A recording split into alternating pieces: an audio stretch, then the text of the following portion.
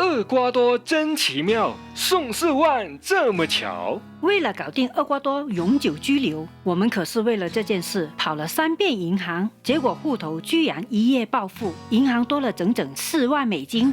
这是什么 magic 呢？ Hola， 大家好，我是 J， 我是 KK。这笔从天而降的意外之财，差点让我们跟永居说拜拜。整个过程真的是一言难尽啊！所以今天就想跟大家分享一下我们移民厄瓜多遇到的奇遇记，顺便分享一下移民路上如何避开地雷的心得哦。也借此机会感谢大家过去1年的陪伴。新的1年，希望大家都能顺利达成一个小目标。祝大家新年快乐！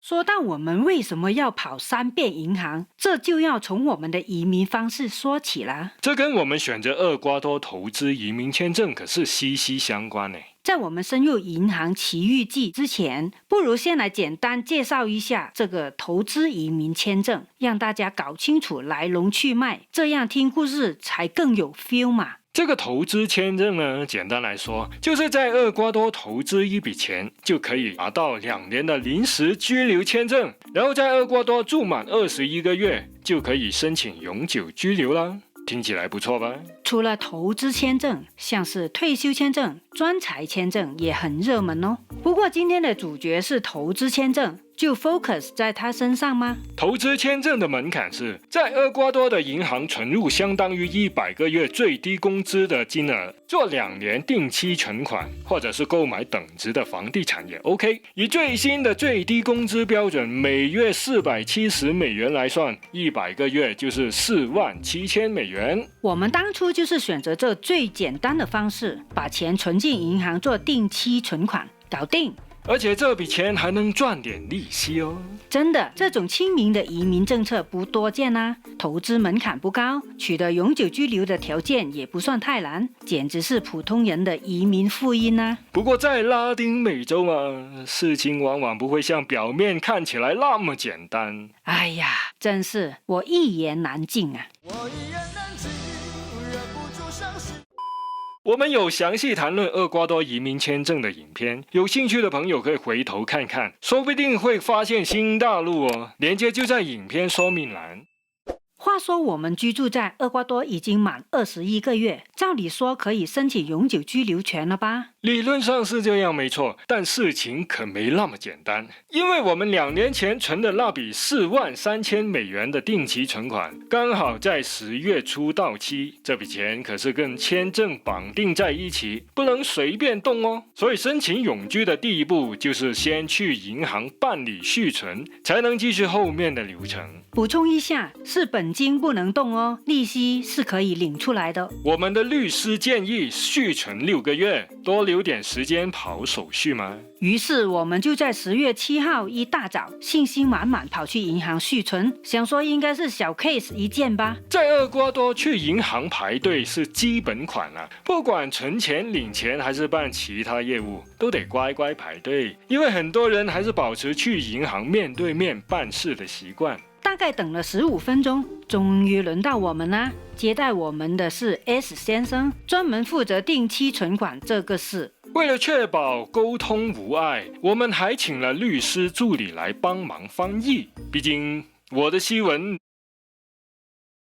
你懂的。厄瓜多的银行职员大部分都不会说英文，虽然手续本身不复杂，但还是小心驶得万年船嘛。S 先生听完我们的来意，核对了一下资料，就说没问题，马上办。因为我有开通手机银行，他直接在手机 App 上操作，收几分钟就搞定啦。但人生就是这个但呢，事情往往不会像表面上看起来那么顺利嘛，往往都不简单嘛。当时也没多想 ，S 先生要我们在手机上确认后，印了一份文件，签名盖章，然后说大概3天后就可以在厄瓜多中央银行 BCE 的网站上面下载文件，你们回去 check 吧。这里要稍微解释一下，办签证的定期存款跟一般的定期存款不太一样。一般的存款直接在银行办理就好，但这种跟签证挂钩的存款，商业银行收到钱之后，还要转到厄瓜多中央银行存放，经过这个程序才会有正式的文件证明这笔存款存在。之后我们就要拿这张存款证明去申请签证。总之，我们就开始每天疯狂的 check 中央银行的网站，1天、2天、3天，时间一天天过去，文件却迟迟不出现，我们开始有点紧张。难道厄瓜多的移民大门要对我们关上了吗？不会了，俗语说，上帝关了一扇门，总会帮你开一扇窗。但这次根本不是窗啊，是个大坑啊！在10月16号下午，我们像平常一样去超市买菜，因为每逢周二，超市水果蔬菜7、5折。就在结账的时候，我拿出银行卡，结果刷了2遍都刷不过，这下奇怪了。出门前我才确认过，户头里还有几十元，买个菜应该绰绰有余吧？对啊，这真的太诡异了吧！付了现金，买完东西后，我们就坐在超市外的草地，打开银行手机 app 查看一下，结果我永远忘不了那一刻，真的小伙伴们都惊呆了，银行账户居然显示有47000多。我当下也是觉得天上掉礼物了，还是我人品爆发了？我第一个反应是，我们的定期存款被取消了吗？马上看看啦，没有耶，那笔43000的定期存款还在哦。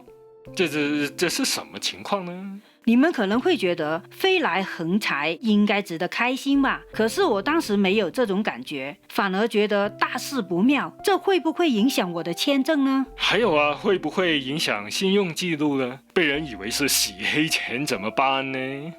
真是问题天天都多，做梦都没想到是这样的问题。我们马上联络了 S 先生说明情况，告诉他这笔钱不是我们的，而且银行卡也用不了，请他赶快处理。这件事差点就害惨我们的永居申请啦。我们也同步告知了律师，寻求协助。隔天我们的银行账户解冻啦，那笔多出来的巨款也被赚走了，这样才感觉没那么惊呆，至少也当了一个晚上的有钱人嘛。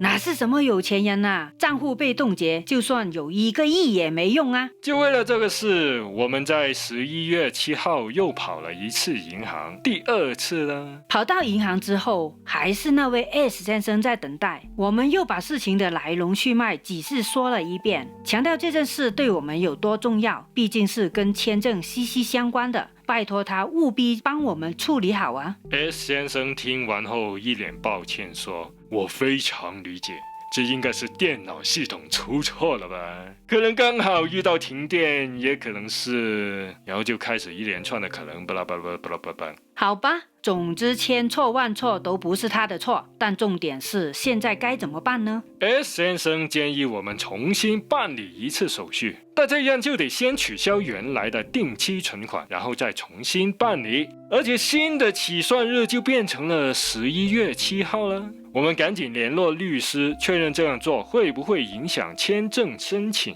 幸好律师给了我们肯定的答案，说没有影响。虽然我心里很不爽，但为了赶快把签证办下来，也不想跟他拉扯了。没办法了，就当作损失了1个月的利息吧。这次 S 先生学乖了，没有再用手机 app 操作，改用传统方法办理。他先在电脑里填好资料，然后印出来，再让我们一份一份的签名。我真的忘了总共签了多少个名，总之大概花了1个小时吧。这边要提醒大家，不管签署什么文件啦，签名前一定要仔细核对上面的资料哦。全部签完之后，我立刻打开手机 app 查看，竟然没有任何动静，钱还是停留在活期账户里，根本没有转成定期存款。我马上问 S 先生这是怎么回事。 S 先生老神在在的说，别担心，等一下就好，最多3天吧，系统就会自动转换啦。3年之後又3年，10年都嚟緊頭啦，老細。當時我心裡真的超沒底的。不過這次確實跟上次不一樣了。過了2天，我們就順利在厄瓜多的中央銀行網站上下載到存款證明文件啊！看來錢總算順利存進去了。但事情永遠不會那麼簡單。这次又出现了另一个问题，我们在商业银行的那笔$43,000状态一直没有转换成定期存款，没想到我之前随口说的那一句竟然成真啊。我们的律师也说，他从来没遇到过这么离奇的状况。虽然我们已经拿到了申请签证必备的存款证明，但银行账目对不上始终是个隐忧，必须想办法解决啊。前面已经取消过一次，损失了1个月的利息，我真的不想再重来一次啊，想看看有没有其他解决办法吧。就这样来来回回的拉锯了2-3个礼拜，问题还是没有解决，律师就建议我们再去一次银行吧。所以在12月16号上午，我们又去这家商业银行找 S 先生。S 先生这次摊手表示，目前我真的找不到其他办法了，这就是系统问题啊，只能再重新办一次吧。拖了这么久，结果还是要重来，我接受唔到咯。接受不了也要接受啊，为了不让签证卡关，只好接受吧。这次 S 先生特别强调，他会用全程手动处理的方式。反正就是不断的核对文件、签名、盖章。但我这次学聪明了，在离开银行前，一定要亲眼看到手机 App 里的钱确实转换成定期存款的状态才行。我马上打开 App 一看，哎呦喂，居然顺利完成啦！看来这次总算没问题了吧？我问 S 先生，那中央银行的文件大概什么时候会下来呢？ S 先生就说，大概下午3-4点吧。好吧，如果没有的话，我们还是会回来拜访你的咯。只能祈求一切顺利。就是这样忐忑的心情等了半天，回去之后也是 check， 在5点钟左右，文件终于有啦，差点没感动到哭出来。就这件小事居然可以搞成这样，这家银行还号称100年老店，厄瓜多真奇妙啊。虽然还不至于让我怀疑人生，但也足以让我对这家银行的系统产生深深的敬佩。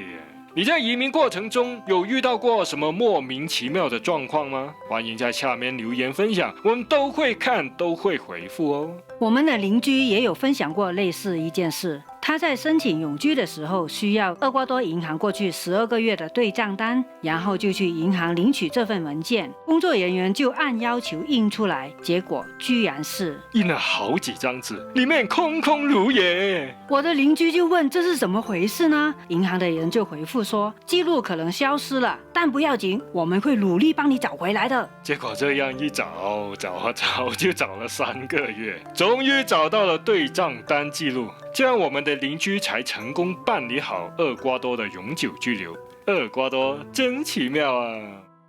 顺手按个赞吧，就能让有需要的朋友看到这支影片哦。这次分享银行奇遇记，跑了3遍银行，还莫名其妙多出$4万，甚至差点影响到我们的永居申请，真的是让我们对厄瓜多有了更深刻的体验啊！所以我们整理了一些在办理移民过程中如何避开地雷的小心得，希望透过这些蠢事，能给大家一些参考，少走一些冤枉路。首先最重要的就是做好事前准备功课，在开始办理任何移民手续之前，一定要了解相关流程，就算有请专业人士帮忙也一样。请了代办不代表就可以当甩手掌柜哦，自己也要搞清楚每个环节是怎么运作的。第2点，当面确认每个细节。回想起来，我们当时也有些疏忽了。如果是第1次、第2次去银行的时候，我们自己多一份谨慎，多问一些问题，例如这份文件是什么意思，这个程序是怎么进行，务必问到每个问题都有合理的答案，每个细节都弄清楚，或许就不会发生后面的那些事情了。真的，千万不能只是清楚明白、签名了事。这不是说不信任别人，而是以负责任的态度检查每一份文件的资料，例如证件号码、账户号码、存款日期、利率，还有名字有没有拼写错误等等哦。尤其是名字的部分出错的几率会比较高，这可能跟文化背景的差异有关哦。常常会遇到姓氏跟名字被颠倒，或是漏掉中间字母之类的小错误，这些小小的纰漏就很可能让整件事情得从头来过哦。还有第3点，也是非常重要的一点，就是保持耐心。办理移民手续本来就是一个漫长又繁琐的过程，需要花费很多时间和精力，所以一定要保持耐心，不要轻易放弃。我们听过很多朋友分享，要相信在厄瓜多所有事情最后都能完成，只是时间早晚的问题而已。希望这些小小的分享可以帮助大家少走一些冤枉路，顺顺利利完成移民手续哦。除此之外，我们还想跟大家分享一下最近过的圣诞节，真的是一个意想不到的温暖回忆啊！就在平安夜的前几天，一位住在我们隔壁的加拿大邻居 B 先生来找我们，邀请邻居们在平安夜晚上到他家聚餐。这样我又惊又喜，也有一点点小紧张，不知道该准备什么食物跟大家分享。但他很贴心地说了一句 "Don't worry about the taste"， 让我放下心头大石。当天我就准备了一些自己做的饼干和坚果带过去。谁知道 B 先生非常用心地准备了一顿丰盛的圣诞大餐哦。他精心炖了5个小时的牛肉，还有马铃薯和芦笋当配菜，再淋上美味的酱汁，真的是muy rico。当时在场的7个人来自不同的地方、不同的文化背景，甚至说着不同的语言，却能在那个时刻聚在一起，分享美食、聊天说笑。厄瓜多就是这么奇妙。新的一年，让我们继续一起探索、体验这个奇妙的世界吧。喜欢我们的影片，别忘了按赞、订阅、分享，才不会错过最新影片哦。感谢你看到最后，我们下期影片再见，Ciao。拜拜。